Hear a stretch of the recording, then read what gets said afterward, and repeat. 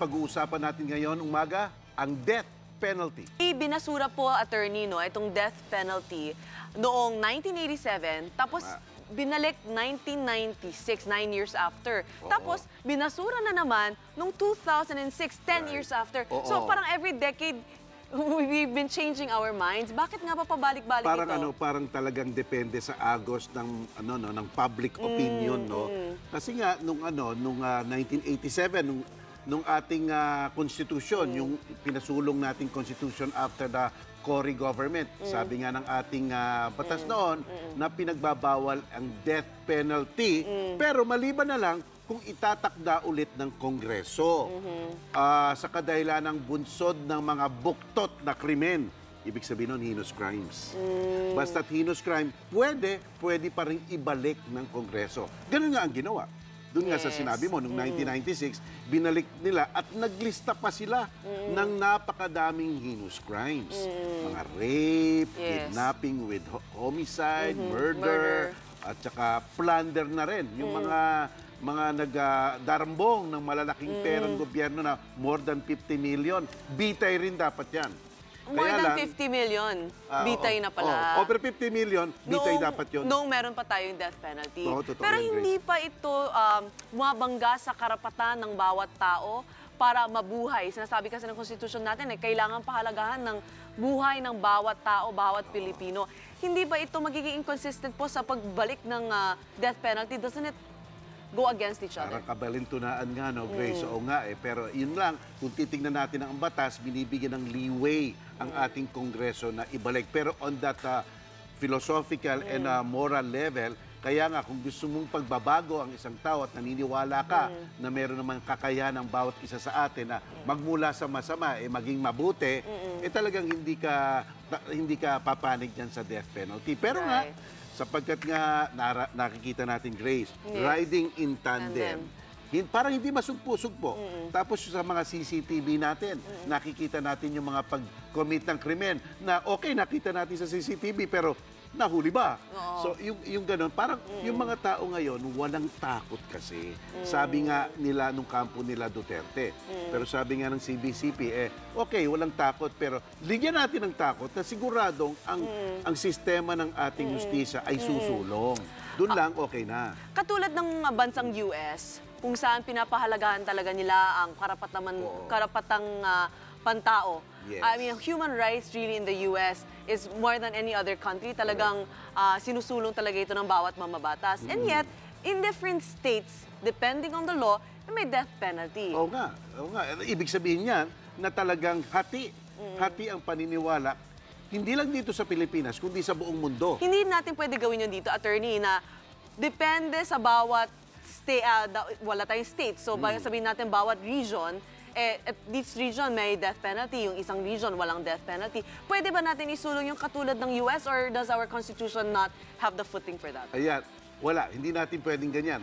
Basta't isang batas lang, dapat umiral sa lahat ng rehiyon ng Pilipinas. Pero kung ikakabit mo yan sa sinusulong ni President-elect Digong tungkol sa federalism, na kung saan bawat sektor ng ating bansa ay bibigyan ng isang measure ng autonomy, pwede yan sinasabi mo, Grace.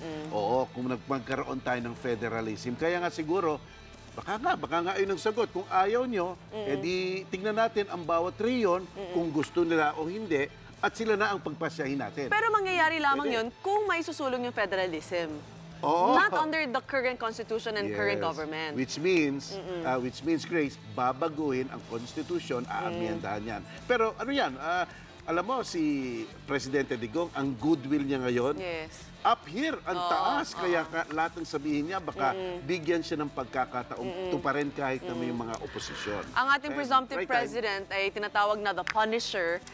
Yung gusto niyang isulong na death penalty, mukhang medyo naiiba doon sa death penalty na sinulong ng ibang mga mambabatas at presidente. Oo nga, ibang-iba.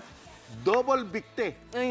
Sinabi kung kidnapping with homicide. So, sa kidnapping, may bikti ka na at symbolic, basta patay ka na, bibiktihin ka ulit. Hindi, talagang parang simbolo. Pero alam mo, sa ating Constitution, Grace, meron na nakasaad yung cruel and unusual punishment. hindi dapat nagtatakda ang ating Kongreso ng matindi, imbi at di makataong parusa. Yan yun. Pero whether it is or it is not, depende pa rin sa Kongreso yan. So, ang Kongreso pa rin ang magtatakda ng Oy.